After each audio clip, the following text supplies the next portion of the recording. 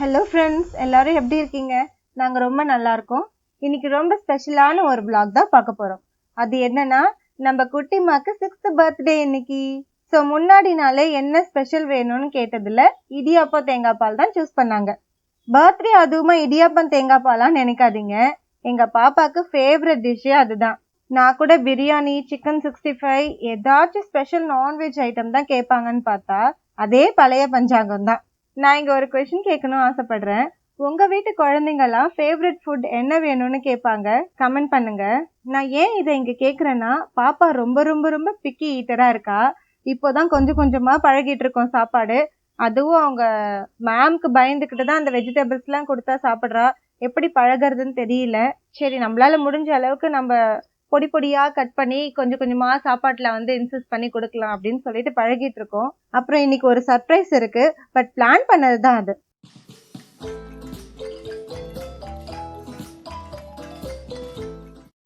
பாப்பாவுக்கு பாத்தீங்கன்னா எப்பவுமே சிம்பிளான ட்ரெஸ் தாங்க சூஸ் பண்ணுவோம். ஏன்னு பாத்தீங்கன்னா, குழந்தைங்களுக்கு கம்ஃபர்ட்டா ட்ரெஸ் போட்டோம்னா அவங்க பாட்டுட்டு நம்மள தொல்லை பண்ணாம இருப்பாங்க.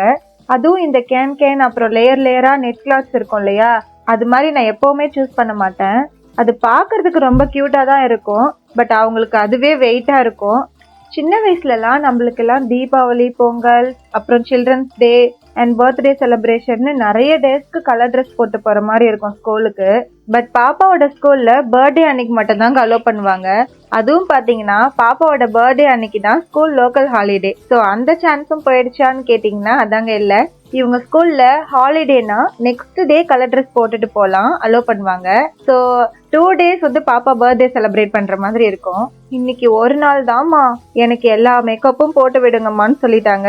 So powder, eyebrow, eyeliner, lipstick, பொட்டு, நெயில் பாலிஷ்னு எல்லாத்தையும் போட்டாச்சுங்க. இந்த கேப்ல இந்த சின்ன குட்டி அவரோட வேலையை பார்த்துட்டு இருக்காரு.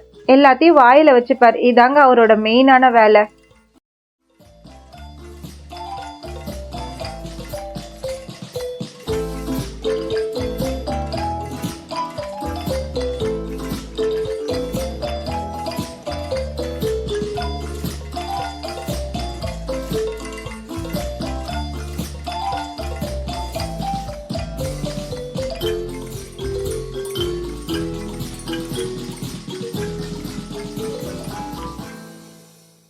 ஒரு வழியா இவங்க 2 பேரையும் ரெடி பண்ணியாச்சு. இப்ப கோயிலுக்கு போயிட்டு வரலான்னு ஒரு பிளான் இருக்குங்க. பட் அதுக்குள்ள எப்படியும் சின்ன குட்டிமாக்கு பசி எடுத்துக்கும். ஸோ அதனால அவங்களுக்கு ஒரு கஞ்சி மாதிரி செஞ்சு ஊட்டி விட்டுட்டு கோயிலுக்கு போயிட்டு வர வரைக்கும் தாங்கும். ஸோ அதனால ஊட்டி விட்டுட்டு இருக்கேன். எந்த ஒரு ஃபெஸ்டிவல்னாலும் இந்த கோவிலுக்கு தாங்க ஃபேமிலியா போயிடுவோம். ரொம்பவே எனக்கு பர்சனலா ஸ்பெஷலான ஒரு கோவில் இதுதாங்க. எப்போவுமே சாமி பேரில் தான் அர்ச்சனை பண்ணுவோம். பட் இன்னைக்கு பாப்பாவோட பர்த்டேன்றதால பாப்பா பேருக்கே அர்ச்சனை பண்ணிடலான்னு பூ, தேங்காய், பழம் செட் அப்படியே வாங்கிட்டோம். இந்த கோவில் பார்த்தீங்கன்னா ரொம்ப பெருசாக இருக்கும். அதுவும் இல்லாமல் ரொம்ப பழமையான கோவிலுங்க. இத்தனை வருஷமா இந்த கோவிலுக்கு தான் வரோம். ஆனால் எனக்கு இந்த கோவிலோட குளத்தை பார்க்க வாய்ப்பே கிடைச்சது இல்லைங்க. ஹஸ்பண்டும் பாப்பாவும் ஒரு 3 times மேலே போயிட்டு வந்துட்டாங்க. பட் நான் போனதில்ல. கோயிலுக்கு கிளம்பும் போதே நினைச்சிட்டே தான் போவேன். அது என்னன்னே தெரியல, அங்க போயிட்டு மறந்துடுவேன். சாமி தரிசனம் பார்த்துட்டு அப்படியே வீட்டுக்கு வந்துடுவேன்.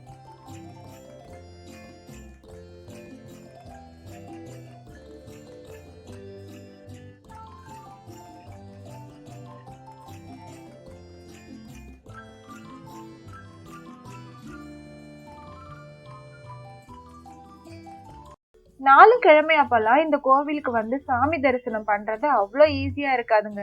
எங்க போனாலும் கியூ தாங்க. கியூல நின்று போனாதான் பார்க்க முடியும் ஒரு சாமியும். பட் வீக் டேஸ்ன்றதால கூட்டம் அவ்வளோ இல்லைங்க. அதுவும் இல்லாம விசேஷ நாள் எதுவும் இல்லை. கொஞ்ச நேரத்திலே சாமியை நல்லாவே தரிசிக்க முடிஞ்சுதுங்க.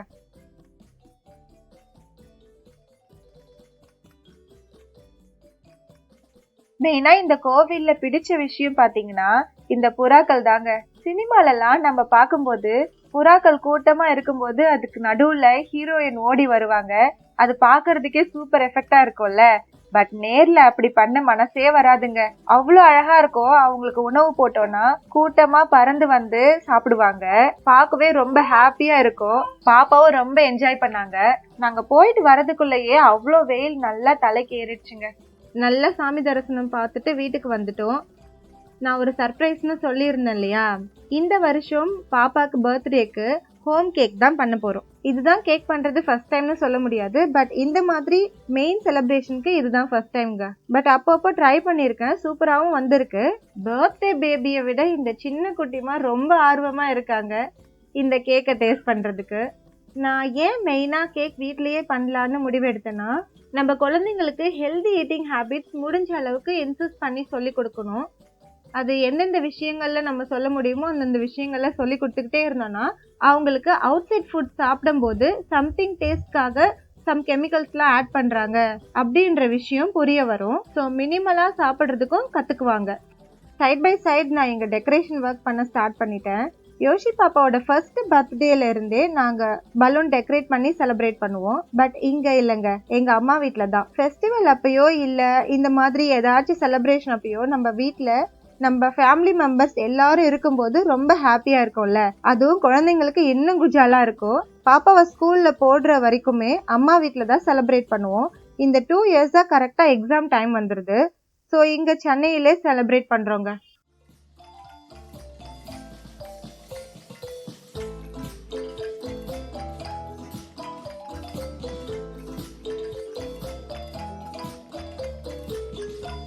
உண்மையை சொல்லணும்னா கேக்கோட டெக்ஸ்சர் கொஞ்சம் ஹார்டாக தான் இருந்துச்சு, பட் டேஸ்ட் செம்மையாக இருந்ததுங்க.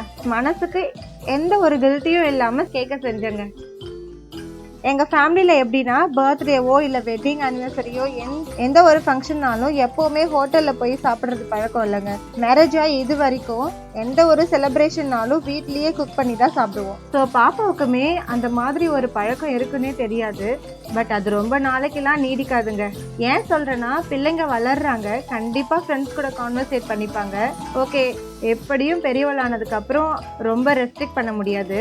முடிஞ்ச அளவுக்கு ஜங்க்ஸ் அண்ட் அவுட் சைட் ஃபுட்லாம் அவாய்ட் பண்ண சொல்லி பழகலாம். ரொம்ப கிராண்டாலாம் பண்ண தெரியாதுங்க. ஏதோ ஓரளவுக்கு என்னோட க்ரியேட்டிவிட்டியை வச்சு இத்தனை வருஷமாக டெக்கரேட் பண்ணிட்டு இருந்தேன். குழந்தைங்க வளர வளர அவங்களுக்குன்னு ஒரு ஐடியா கிடைக்கும்ல. ஸோ இந்த டைம் மிக்ஸ்டு கலர் பலூன் தான் வேணும்னு சொல்லிட்டாங்க பாப்பா. நான் கூட பலூன் ஊதி முடிக்கிற வரைக்குமே எப்படி இருக்குமோன்னு நினச்சேன். பட் ஃபைனலாக கட்டும்போது நல்லாவே இருந்துச்சு.